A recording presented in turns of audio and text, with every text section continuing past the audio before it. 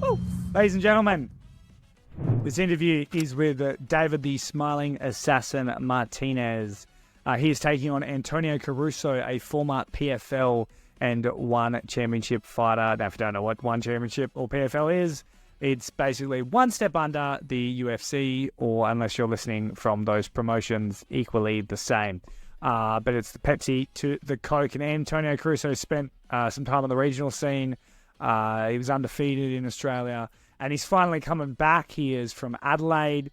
And he's taking on David Martinez, who we're talking to now, for the ISCA lightweight title for Diamondback Fighting Championship 19 at Adelaide Oval, March 3rd. It's on a Sunday. Make sure you hit up Diamondback on Instagram and their socials, and I believe .com.au, diamondbackfightingchampionship.com.au. I could be wrong, but do go find that. And stay up to date there, because the entire card is worth just that fight. Like, it's a really, really high level fight. You'd say top four, arguably, Antonio Caruso, if now he's in the regional scene for good, and David Martinez, who was originally scheduled to take on Quillan Southfield at Eternal MMA before Don Marfan got the nod because David Martinez took an extracurricular trip to Brave Combat Federation. It doesn't matter what their name is, because their officiating was so horrible that David Martinez had to have his bout overturned because he originally got given a loss and it was bullshit. So before we get into that, that's about all the back info you need to know. I've had David Martinez on plenty of times before. He is the most lovable weirdo that there ever is. He's the scariest nice guy out there. So without further ado, ladies and gentlemen, David the Smiling Assassin Martinez. Ladies and gentlemen, welcome back to the show. He takes on Antonio Caruso March 3rd at Diamondback Fighting Championship 19 at Adelaide Oval. Very excited for this one. The Smiling Assassin, David Martinez, welcome. Oh, man, I'm pleasure to be back on with you again. I'm pretty keen to get down to Adelaide, eh? Oh, how good's it going to be? What a shocking, I'll say shocking, but out of the blue fight this one was. Yeah, man. I was not expecting to come back from Indonesia and have this merely thrown at me, but like, that's just the way it's worked out. I cannot come in the slightest. Yeah, very, very bizarre. Now, I must say, the controversial Brave Combat Fight Series fight that I said not to take, I said, David, don't take that. You can't trust the Bahrainians in Indonesia, but you ignored me. And unfortunately, you had a buggy choke go against you. We had a little chat about it, but you did, I believe, an official appeal. But I've looked at your tapology, mate, and it seems to still be down as a loss. Oh, mate, they're a bit slow, man. It's a bit old-fashioned with the way they sort these things out. I'm told by the head official that, yes, he has overturned it. But as to what they need to do to get the guys with tapology, I think maybe the Indonesia Commission, something, then there's a whole bunch of hurdles they need to cross over in order to actually get that finalized. But as I'm told, yes, it's been overturned. But do you wipe that from your memory? Mate, it's long gone. I don't even know what. Now, interesting way that this fight came about. Like you said, you just coming on back, and I thought, hey, he might get offered a fight. Who knows who he'll fight? And then they give you one of the better lightweights that we've put out there in recent time, who didn't go the UFC route. He's gone via PFL ONE, and it was very good regionally. He's Adelaide's heart and soul, Antonio Caruso. You're going to walk into enemy territory in Diamondback and look to go get, I believe it's the ISCA lightweight belt, not the Diamondback lightweight belt. Yeah. Okay, so it's not called the Diamondback lightweight belt. Well, this is what I was trying to understand, is because I know they have a Diamondback championship, and maybe I should have journalistically looked this up, but I'm pretty sure that they've called their titles before Diamondback this, Diamondback that, and this one was down as the ISCA, which is obviously like the governing body type thing. Like you'd have the WBC and all that stuff for boxing. I think that's what this belt is. I mean, I could be completely wrong, and that's just what they call all their belts, but it said ISCA lightweight belt. All right.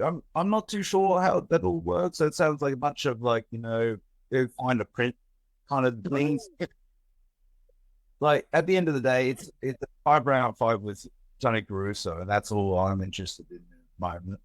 I mean, did you follow Tony Caruso's fight career at all? To be honest, no, I didn't follow it leading like until I was offered to fight him. I was like, who's this guy? I'm like, I not know about this guy. He's freaking on.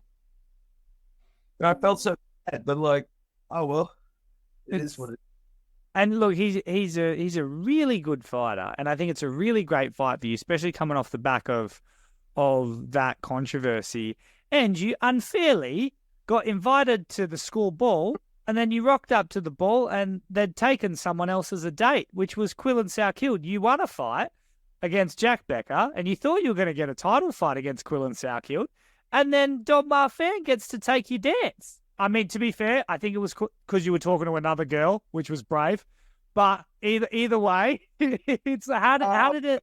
Well, why are you going to out in the end? I mean, I think you cheated first, but Bruh, you were like leading it on as like, this is making me sound good, and then you just twist that end.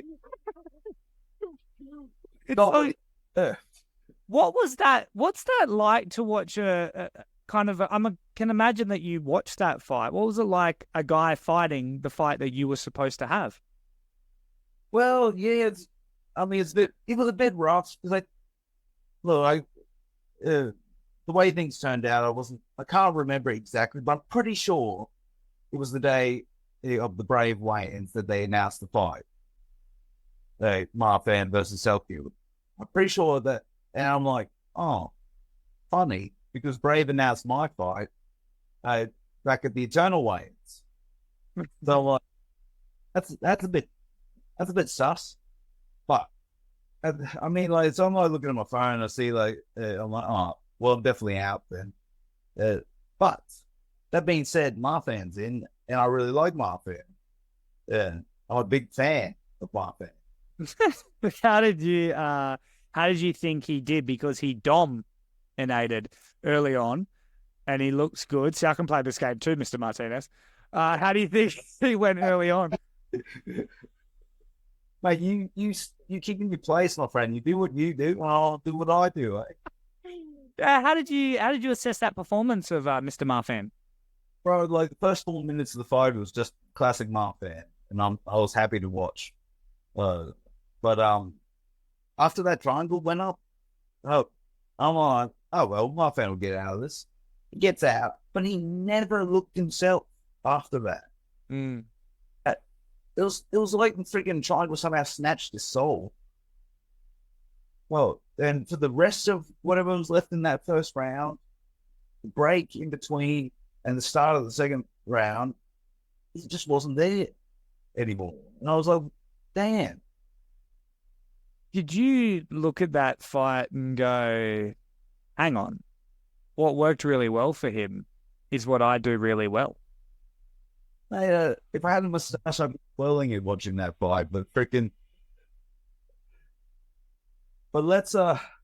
I don't know what happens beyond me and Caruso type thing, but I think unfortunately for me, unless Sokiel gets called up to the UFC, type thing, like more than likely the winner of Togo and Becker is next in line, and so your boys over here twiddling these thumbs again.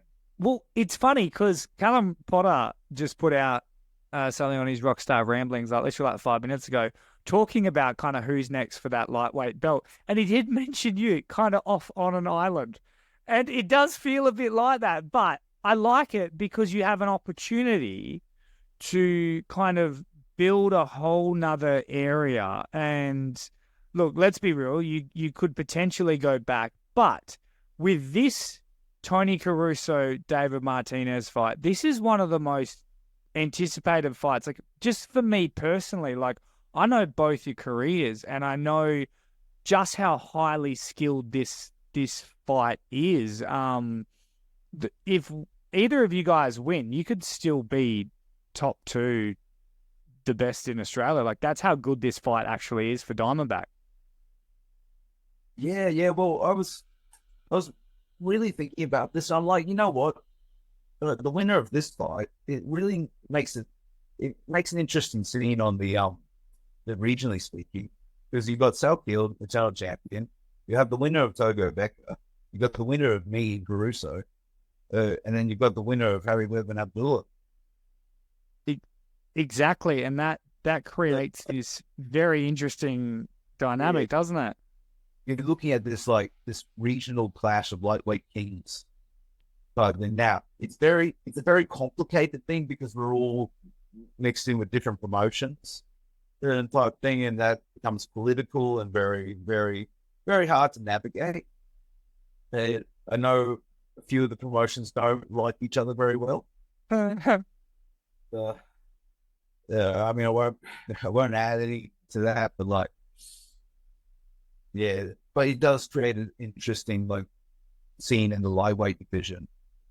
Yeah, it does indeed. Now, I have to ask you about the pen and paper. If you win the belt, some promotions lock you down into that promotion. If you win this belt, are you locked into Diamondback? That's a good question. Now, that is as far as I'm aware, no. I've not been provided with a bout agreement that says I am locked. Okay. But again, I'm not good at reading fine print. It's like, I feel like half these interviews need to have James. About 75% of my life needs Jane. Yeah. The other 5% I pretend doesn't. Yeah, I love it. Now, the gym looks to be pumping. Dunstan Desquad looks to be doing as good as it's ever done. What's the environment like? Is Friday night sparring still just about surviving? Oh, yeah. Well, my Friday night's currently moved to Thursday night, man, due to work commitments and stuff. But it's still very much the nature of surviving. I don't know. These guys, they do well against these guys individually. And I think they just bottle that up, bring it in when they're going to freaking Shark Tank you, and they're like, right, Martinez is getting it tonight. And I'm like, unbelievable.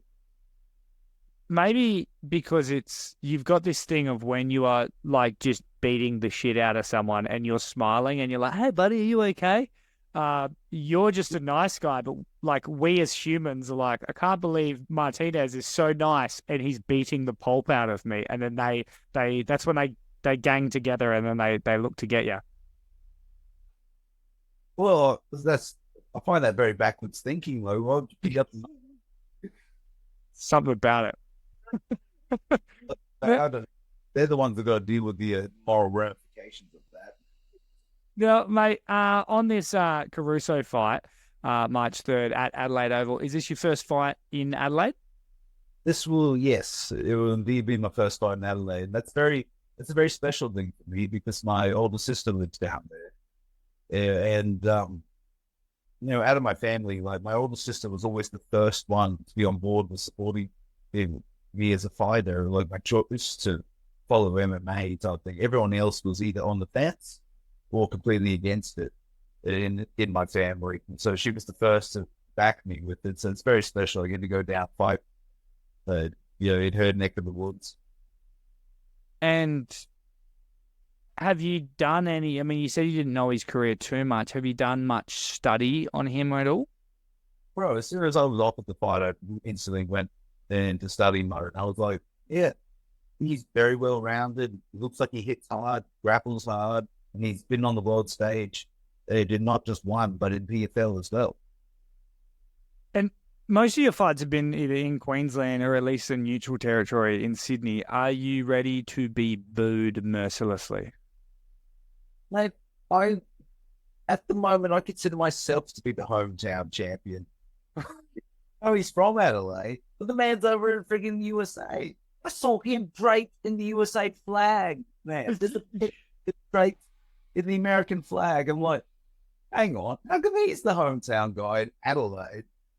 He's over pretending he's American. What if you came out?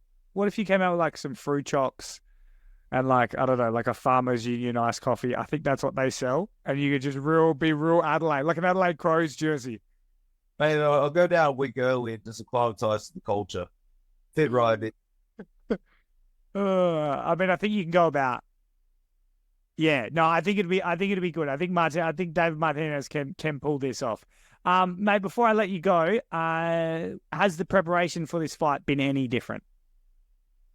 Just shuffling some things around due to work commitments, man. But outside of that, everything's been pretty much stock and standard. What's the work? My work? Yeah. Oh, like I do night fill at Woolworths. Oh, cool. Yeah. Shifting things around with that. How come the days moved around, or?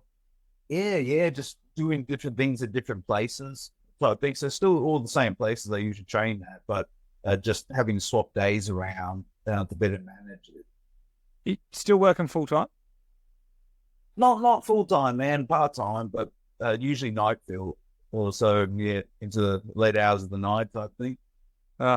You are the always hardest working guy in the room. Mate, prediction for the fight, or at least prediction of what we can see come March 3rd at Adelaide Oval. Well, the first round's going to be rather interesting, seeing how we both move. But I do believe as the rounds go on, like you start to see like the standard Martinez sort of turn out. That's about all I can give you there, man. Like my plan is to go out, figure him out early, and then just drag him through hell. With a smile on my face, yeah. We'll add that. It always gets so dark so quick. I love it. David Martinez, it is always a pleasure. March 3rd, Adelaide Oval, Diamondback Fighting Championship 19. Hit up diamondbackfightingchampionship.com.au, I think it is. Go get tickets. Do they use your name for a code? Is there anything like that? No. The tickets are all sold out, man. So I'm still waiting on the live stream so I can give it to my peeps. All right. Well, best of luck, brother. And I'm actually heading on, there for Hex for Melbourne, and then on the way back to Perth, I'm actually, just for you and Caruso, I'm actually stopping in Adelaide. Oh, way. To do media just for your fight. Like, I'll literally make it to the venue for like the co-main event and then your fight. And I'm literally there just for you two. Oh, fantastic. So we're going to do a live interview as well? Yeah, we can do a live interview, mate. So I'll see you guys then. All right, well, man, but like, I'm going to give a shout out to some of my sponsors, man. Like, oh, yeah, go for it. Yeah, so, the Recovery Jungle, they've been helping me out. Like, letting me come and use their stuff, like the cryo chamber, the compression set, and sauna once a week. And, like, it's been fantastic, man. Like, it's become my favorite day of the week. And, I've got the Guardian Bull in charge of my walkout masks. Oh, yeah? Love those guys. Cajun Canvas, giving me my sparring gloves to beat my partners up with a smile. And Hammerhead Barber, who was looking after me area. Look at you. But also, there's a Mr. Jay Piper listening to this. Like, I'm still waiting for my Father's Day message, Jay. Yeah.